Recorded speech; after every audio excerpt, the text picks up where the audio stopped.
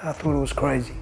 I spoke to Mike a few years back about doing an exhibition to get money. He didn't do that, but then when I heard he was going to fight Jake Paul, it gave me different emotions, because I obviously would hate my friend to get hurt. And now that I've seen what he's done and gone through, I think he's going to be perfectly fine if he does things properly. I think it'll take a minute or so and his hand will be raised and Jake Paul will be knocked out.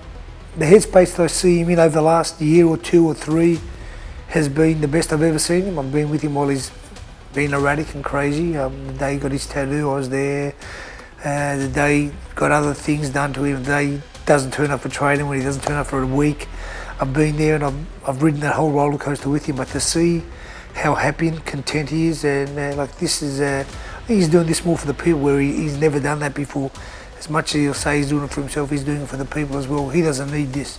So I honestly believe that his family life is really, really settled. His wife, Kik, is the most beautiful human you'll ever meet. And I think that, good things happen to good people. And when you have good preparation, good mental, you don't need much more, especially when you can punch like Mike Tyson. He's physically as fit as any 50 or 8-year-old you'll ever see.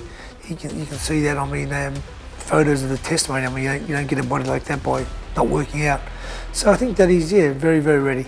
When we talk about growth and personal journey and stuff like that, I think that his story could be the greatest in the history of not just sport, life in general.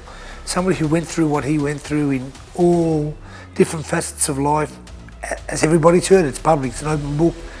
To come back at 58 and do what he's just about to do, or even just to compete at 58 and do what he's about to do, is amazing. Because there were times I've been over and I thought that I wouldn't see my friend again the next time I got on a plane. But he's proved us all wrong.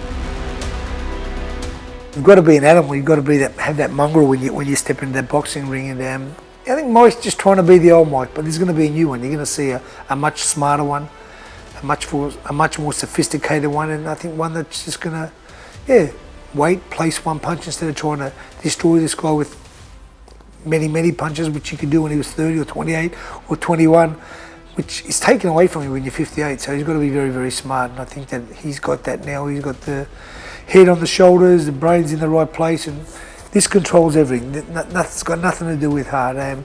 If you've done the mental preparation, you've done the physical preparation, and I can guarantee Mike's done that. I've watched it, I've spoke to him, but until you get out there and fight, it's completely different.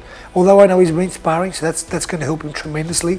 I don't know the quality or the amount of sparring he's had, but that's going to get him ready for the fight. But then it's a whole different ballgame when you go out there and the lights are on you, the cameras are on you, all the people are watching you, all this pressure.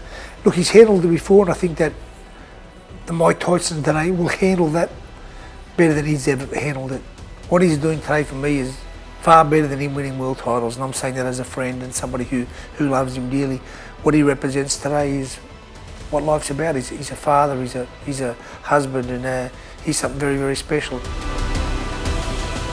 I would make it the easiest strategy ever. Don't try to throw a punch until Jake Paul throws one. Make him miss, counter him, make him pay, and you'll go home and have an early day. If it's the Mike Tyson that I think that's going to step in the ring, it'll be over very, very quickly.